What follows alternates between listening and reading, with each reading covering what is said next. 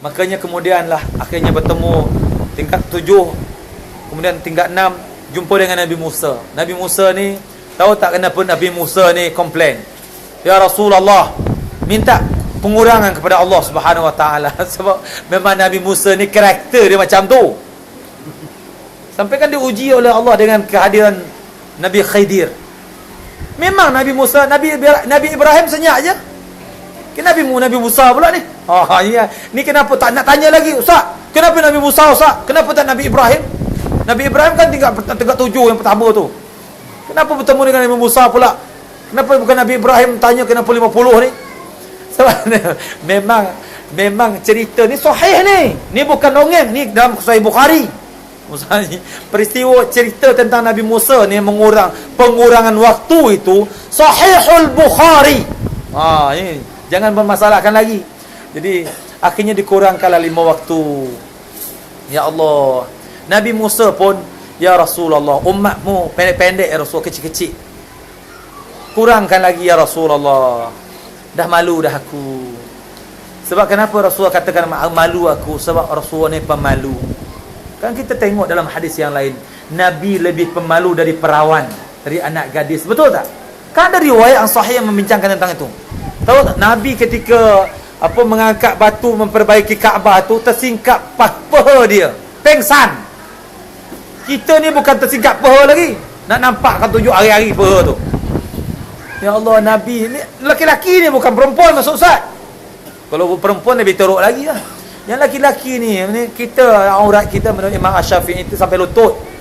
Jangan nak angkatkan dia atas lutut pula. Ni hati-hati ya. Sehingga turunlah Rasulullah dengan perintah solat ni. Kemudian makanya Rasulullah nak mengajak kita sebenarnya, sallu kama raaitumuni usalli. Kalau kita nak betul-betul berkomunikasi dengan Allah seperti mana Rasulullah berkomunikasi dengan Allah Subhanahu Wa Taala, solat. Solat itu memang komunikasi yang hebat dengan Allah Subhanahu Wa Taala. Bahkan tahu tak, komunikasi kita bercakap dengan Allah ni, sampai Nabi mengajarkan kepada kita, jangan seorang pun lalu di hadapan kita ketika kita solat di tempat sujud kita tu. Halang. Orang kalau dia lalu di hadapan kita langsung halang. Sebab kalau seandainya dia lalu di hadapan kita, dia memutuskan komunikasi kita dengan Allah Subhanahu Wa Taala. Makanya solat inilah mi'raj kita sebagai umat Islam, yang mana kalau kita nak mendapatkan nikmatnya melancong jiwa kita, jasad kita ni, solat, perbetulkan solat. Kalau boleh datangkan seorang ustaz yang pakar dalam masalah solat tu ke Surau Manawir ni, kalau nak bergaya gaji bayarlah. Tapi betul-betul dari ada ustaz di Terengganu tu, ustaz lupa nama ustaznya. Memang ustaz memang bagus betul ustaz. Datanglah, pergilah Masjid Kota Damansara tu. Kalau tak silap dia mengajar hari Ahad. Dia memang style ustaz tu memang dia style lama, seorang lama. Memang berilmu. Macam mana dari awal, sekarang pun tak tahu, belum habis-habis lagi masalah solat tu. Ni memang dia sampai ke tahap dia macam mana syarat sah solat, kemudian kalau dah berdiri tu macam mana, kemudian semua diterangkan, memang detail dia. Sampai nak, kalau ada pun kita nak solat, kemudian ada orang nak ikut solat dengan kita, jangan sentuh orang tu dulu. Jangan sentuh orang dulu. Kita belum takbir lagi kita sentuh. Kita mengganggu orang solat. Dia sampai tak dia ajarkan.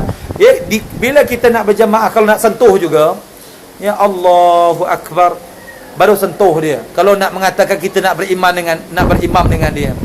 Tapi belum kita solat lagi kita sentuh dia, kita mengganggu orang solat nama dia. Sebab posisi tak sama. Itu dalam fiqh solat tu dikaji semua. Ni ustaznya memang hebat. Datanglah hari Ahad. Ustaz nanti Ustaz bagi tahu, Ustaz lupa nama ustaz tu. Jadi insya-Allah Ustaz, sebab Ustaz mendengar dia bilik imam saja. Bilik imam, Ustaz mendengar dia bilik imam. Dia kadang-kadang sini, masya-Allah, masalah solat ni. Solat ini juga tuan-tuan dan puan-puan semua. Kenapa kanak-kanak kita sentiasa solat nak. Dari dulu kita pun macam tu juga kan? Sebab imam yang 4 dalam masalah solat ni, orang meninggalkan solat ni memang hukumannya menurut imam yang 4 dibunuh. Meninggalkan solat, dosa dia lebih teruk daripada membunuh orang, berzina, minum arak. Meninggalkan solat lebih teruk dosa daripada membunuh orang kalau tak dosa dia. Satu orang manusia kita bunuh tanpa kebenaran, faka'annama qatalan nasa jami'a, seolah-olah kalian membunuh seluruh manusia. Membunuh satu orang tanpa kebenaran. Meninggalkan salat lebih teruk dosanya daripada membunuh orang. Sedangkan dosa membunuh satu orang tanpa kebenaran, faka'annama qatalan nasa jami'a, seolah-olah kalian membunuh seluruh manusia. Ya Allah, lebih teruk dosa orang meninggalkan solat ni daripada pemakan riba. Orang meninggalkan solat, buat baik pun dengan mak dia, buat baik dengan jiran tetangga dia, buat baik dengan siapa pun tidak diterima oleh Allah Subhanahu Wa Taala kebaikannya. Macam mana Allah nak terima? Dia pun tak sujud dengan Allah yang menerima, Allah yang menerima amalan-amalan yang baik, dia tak sujud. Ya Allah, hati-hati ni. Makanya kita, kata Nabi SAW, kalau anak tak solat, makanya latih anak kita dari kecil. 7 tahun tak solat, sampai 10 tahun tak solat, rotan. Satu perkara yang diizinkan oleh Rasulullah SAW dalam masalah ibadah ni, untuk dirotan tu solat. Maksudnya dia tak solat, boleh dirotan. Kalau tak puasa, mana ada Rasulullah suruh rotan dia? Solat ni, Masya Allah. Makanya ni solat ni memang asas. Kalau berkhalwat ni, Ustaz, memang kalau seandainya ada ni, kalau orang-orang jais ni yang ada perundang-undang tu, kalau boleh orang yang melepak-lepak duduk di kedai-kedai dari maghrib sampai isyak, saman. Tinggikan saman dia daripada berkhalwat. Berkhalwat berapa saman dia? RM3,000. Orang yang melepak tu sampai isyak pun kelewat, RM10,000. Saman dia bagus. Kalau ada Ustaz setuju betul. Sebab apa? Masalah dia, orang kalau tak solat ni, dia sudah mengundang azab Allah. Masyarakat kalau tak solat, dia mengundang azab Allah. Kan dalam sebuah riwayat yang sahih, kalau bukan kerana haiwan-haiwan ni minta hujan, Allah tak turunkan hujan. Sebab manusia ni dah banyak meninggalkan solat. Ya Allah, tahu khawatir kita ni. Itu sedikit saja perbincangan Ustaz, nak fokus kepada remaja. Tolong remaja-remaja, adik-adik Ustaz, tolong solat. Memang jangan solat ni, ada juga solat, Ustaz, saya tak ada mood lagi nak solat, Ustaz. Ya Allah, tak ada mood, nak mampus ni. Ya. Solat ni wajib. Mood tak ada mood, solat. Khusyuk tak khusyuk, solat. Kalau tak khusyuk, cari ustaz. Macam mana nak cari yang khusyuk? Macam mana nak khusyuk? Cari ustaz, belajar dengan ustaz tu. Tak khusyuk lagi, solat terus. Oh, tak ada mood. Ni kalau Allah tak ada mood juga dengan dia, mampus tu. Aku tak ada mood nak bagi dia nafas, kata Allah. Terus mati. Ya Allah, jangan kita mood tak ada mood. Solat ni wajib. Tak ada alasan tak solat. Cuba tengok, dalam syariat pun tak boleh berdiri duduk, tak boleh duduk berbaring, tak boleh berbaring dalam hati, tak boleh dalam hati disolatkan. Ya, semua solat. Tak ada berhenti, tak putus-putus solat ni. Makanya Allah, solat ni tak boleh. Cuba dalam pesawat solat lagi, solat. Sekarang ni orang tak faham, makanya belajar solat. Ni solat di tempat-tempat apa namanya? Tempat-tempat stesen minyak tu banyak pula orang solat. Ya Allah, solat dalam kenderaan kan sah. Ini sampai beratur panjang-panjang sebenarnya. Ya Allah, boleh salat bergantian dalam kenderaan. Ini kalau seandainya tak tahu arah kiblat, wa min haitsu kharajtum fawallu wujuhakum syatrah. Allah akan bagi tahu. Kalau kamu tak tahu kiblat, ke mana saja arahkanlah wajah kamu. Di situ wajah Allah. Kenapa nak mesti makanya satu kali ini kalau kita faham, kita senang. Sedang duduk ya. Makanya dalam hadis Nabi macam tu juga. Dalam perjalanan, kalau nak berjalan, ar-rafiq qabla tariq. Berjalan tu, kalau nak sebelum berjalan tu, cari kawan dahulu. Sebab apa? Kalau seandainya kita solat nanti dalam bas, kita solat bagi tahu kawan kita, saya solat. Nanti kalau kita tak bagi tahu dia, kita dia ajak pula cakap pula. Ini masalah dia. Atau kalau jiran yang di sebelah tu, apa yang kau mak kami ni, doa saya ke? Itu yang masalah pula nanti. Makanya cuba, semua ada syariat mudah, senang. Dalam Islam ni apa? Kalau dalam perjalanan, cuba tengok sahabat Nabi, diajak oleh Rasulullah. Diajak oleh Rasulullah melakukan perjalanan. Macam mana engkau dapatkan dirimu bersama dengan Rasulullah dalam musafir? Allah, senang, Masya Allah. Salat 4 rakaat jadi 2 rakaat. Aku kalau diajak lagi sama Nabi, aku nak lagi kurang lagi. Sampai nak menunjukkan mudahnya Islam ni. Wa idza darabtum fil ardi falaysa alaikum junah an taqsuru minas salah. Kata Allah, kalau kamu melakukan perjalanan di muka bumi ini, maka tidak ada dosamu, tidak ada dosa bagi kamu untuk memperpendek solat. Kemudian kalau seandainya ada, Masya Allah, ya Allah susah Ustaz, saya tak sempat solat, Masya Allah, memang keadaan Ustaz, jamak. Ada juga syariat dia, jamak takhir, jamak takdim. Apa yang susah? Kenapa kita meninggalkan solat? Jadi Ustaz rasa itulah kesimpulan yang boleh Ustaz sampaikan pada kesempatan ini. Peristiwa Isra' dan Mi'raj ini adalah Allah Subhanahu Wa Ta'ala menghibur Rasulullah. Hati kita kalau nak dihibur, nak tenang hati kita, nak sihat tubuh badan kita, maka cantikkanlah solat kita. Kalau nak tahu lagi, okey, kita adakan bengkel solat nanti. Kalau sebenarnya betul-betul kita nak belajar untuk remaja-remaja kita adakan bengkel solat yang sebenar. Falsafah solat bermula daripada wuduk. InsyaAllah wuduk yang benar, membasuh tangan yang betul, berkumur-kumur ya Allah ketika membasuh tangan ya Allah. Kalau boleh tangan ni ya Allah suka memberi kebaikan, menaburkan kebaikan ya Allah. Berkumur-kumur ya Allah. Kalau boleh mulut ni ya Allah sentiasa berzikir kepadamu ya Allah. Kemudian istinsyak ya Allah. Kalau boleh hidung ni mencium harum syurgamu ya Allah. Semua wuduk yang cantik akan menghantarkan kepada salat yang cantik. Salat yang cantik, inna salata tanha 'anil fahsya'i wal munkar. Sesungguhnya salat yang bagus dia akan mencegah perbuatan keji dan munkar. Memang solat yang bagus akan membentuk karakter pribadi seorang yang hebat. Macam tu. Makanya kejayaan setelah Allah Subhanahu Wa Ta'ala mewajibkan solat kepada umat Rasulullah sallallahu alaihi wasallam sampai di Madinah, Masya Allah, dari segi ekonomi, dari segi apa sahaja berjaya Rasulullah sallallahu alaihi wasallam. Sampai saja ke Madinah, Nabi bina masjid yang pertama. Nabi kumpulkan, ajak orang salat. Masya Allah. Kejayaan seseorang itu bermula dari masjid. Di masjid itu tentunya kita salat, bermunajat kepada Allah Subhanahu Wa Ta'ala. Maknanya apa? Seluruh kehidupan kita tidak boleh terlepas daripada Allah Subhanahu Wa Ta'ala. Jadi itulah yang boleh kita sampaikan pada kesempatan ini. Terlebih terkurang saya minta maaf. Mudah-mudahan apa yang kita sampaikan sedikit banyaknya kita sampai kepada niat Ustaz. Sebenarnya nak fokus bahawa solat ini memang adalah ruh dalam kehidupan kita. Tubuh kita sihat, badan kita sihat, jiwa kita sihat, solat. Orang kalau stres dia businessman dia tidak solat, memang terus mampus, gila terus. Ya, sebab apa Allah mengatakan wasta'inu bis sabri was salah wa innaha lakabiratun illa 'alal khashi'in. Minta tolonglah kalian kepada Allah dengan sabar dan solat. Itu saja.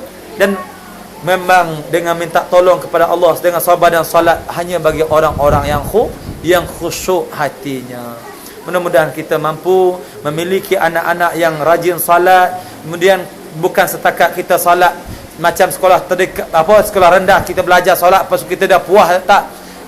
Dari sekarang pun kumpulkanlah duit. Ya, kalau seandainya nak ambil ustaz yang paling bagus tu, sebab ustaz ni sibuk ni, tak ada masalah kita. Kalau seandainya ustaz tu nak datang ke ustaz tu, ya ustaz, datang ke suruh kami semua RM10, berapa semua ni? Kalau 50 orang, 50 kali 10. Ya, dah RM500. Jemput ustaz tu. Ustaz seminar 1 hari. 6 jam. 6 jam lah bawa ustaz tu. Ya Allah, tingkatkan. Kalau dulu kita belajar solat kita ni tak khusyuk-khusyuk, solat sekolah rendah, tingkatan sekolah rendah solat dia. Macam mana nak khusyuk? Tingkatkan, belajar bahasa Arab, belajar lagi macam mana, Masya Allah. Kemudian secara akidahnya, makanya banyak lagi nak kita belajar untuk mengkhusyukkan solat kita. Ni walau awal-awal khusyuk, Allahu Akbar, tapi Allahu Akbar kabira walhamdulillah katsira, tak khusyuk juga, tak faham maknanya. Makanya belajar juga bahasa Arab, atau tak belajar bahasa Arab, fahami maknanya. Okey, belajar. Okey. Itu saja, mudah-mudahan solat yang benar ya akan membentuk perubahan dalam kehidupan kita dengan perubahan yang terbaik. Itu saja yang boleh saya sampaikan. Terlebih terkurang saya minta maaf. Mudah-mudahan apa yang kita sampaikan diberkahi oleh Allah Subhanahu wa taala, dan ustaz yang menyampaikan mudah-mudahan diberikan kemampuan yang teramat kuat oleh Allah untuk melaksanakan apa yang kita yang ustaz sampaikan, dan kita semua menjadi orang-orang yang mendengarkan yang mengambil yang terbaik minalladzina yastami'una alqaul fayattabi'una ahsanah, mengambil yang terbaik daripada apa yang didengar. Kalau ada kekurangan ustaz minta maaf. Itulah ustaz, macam ustaz manusia ya. Mudah-mudahan maafkanlah kesalahan ustaz insyaallah. Itu saja yang boleh sampaikan. Kita tutup dengan subhanakallahumma wa bihamdika asyhadu an la ilaha illa anta astaghfiruka wa atubu ilaik. A'udzu billahi minasyaitonir rajim. Bismillahirrahmanirrahim. Alhamdulillahirabbil alamin. Wassalatu wassalamu ala asyrafil mursalin wa ala alihi wa sahbihi ajma'in. Allahumma arzuqna mutaba'atan nabiy sallallahu alaihi wasallam awalan wa akhiran wa zahiran wa batina wa qawlan wa fi'la wa ibadatan wa amalan salihah. Ya Allah, anugerahkanlah kepada kami yang hadir di surau Al-Munawwir ini ya Allah. Anugerahkan kepada kami agar kami boleh mencontoh Rasulullah sallallahu alaihi wasallam di awal sampai ke akhir ya Allah. Dari segi zahir dan batin ya Allah, dari segi perkataan dan perbuatannya ya Allah, dari segi ibadah dan amal solehnya ya Dzal Jalali wal Ikram. Ya Allah, anugerahkanlah kepada kami ya Allah semua kebaikan ya Allah, kebaikan yang sekarang maupun kebaikan yang akan datang ya Allah. Ya Allah, anugerahkanlah kepada kami yang hadir dalam majlis ini ya Allah semua kebaikan yang diminta oleh Nabi Muhammad sallallahu alaihi wasallam, dan kebaikan-kebaikan yang diminta oleh hamba-hamba-Mu yang soleh ya Dzal Jalali wal Ikram. Ya Allah, lindungilah kami ya Allah dengan perlindungan yang diminta oleh Nabi Muhammad sallallahu alaihi wasallam, dan perlindungan yang diminta oleh hamba-hamba-Mu yang soleh ya Dzal Jalali wal Ikram. Ya Allah, jadikan perkataan kami, perbuatan kami menghantarkan diri kami ke dalam redha-Mu ya Allah dan dalam syurga-Mu ya Allah. Ya Allah, jauhkan kami ya Allah dari perkataan dan perbuatan yang akan menghumbankan diri kami ke dalam kemurkaan-Mu ya Allah dan ke dalam neraka-Mu ya Dzal Jalali wal Ikram. Ya Allah, anugerahkanlah kepada kami generasi yang memuji-Mu, yang mengagungkan-Mu ya Allah. Ya Allah, anugerahkanlah kepada kami masyarakat yang menjaga salatnya ya Allah ya Dzal Jalali wal Ikram, yang mempertingkatkan kekhusyuan ya Allah ya Arhamar Rahimin, sehingga terhindar mereka daripada perbuatan keji dan mungkar ya Dzal Jalali wal Ikram. Ya Allah, turunkanlah rahmat-Mu kepada kami, curahkanlah rahmat-Mu ya Allah ya Dzal Jalali wal Ikram kepada kami. Rabbana hab lana min azwajina wa dhurriyyatina qurrata a'yun waj'alna lil muttaqina imama. Rabbana hab lana min ladunka dhurriyyatan thayyibah innaka sami'ud du'a. Rabbana atina fid dunya hasanah wa fil akhirati hasanah wa qina 'adzaban nar. Wa sallallahu ala nabiyyina Muhammadin wa ala alihi wa ashabihi al-akhyar wa sallama tasliman katsira. Alhamdulillahi rabbil alamin. Taqabbalallahu minkum. A'udzu billahi minasyaitonir rajim. Bismillahirrahmanirrahim. Wal 'ashr. Innal insana lafi khusr illa alladhina amanu wa 'amilus solihat wa tawasaw bil haqq wa tawasaw bis sabr wa billahi taufiq wal hidayah wal ridha wal 'inayah. Wassalamu alaikum warahmatullahi wabarakatuh. Boleh saya minum ya?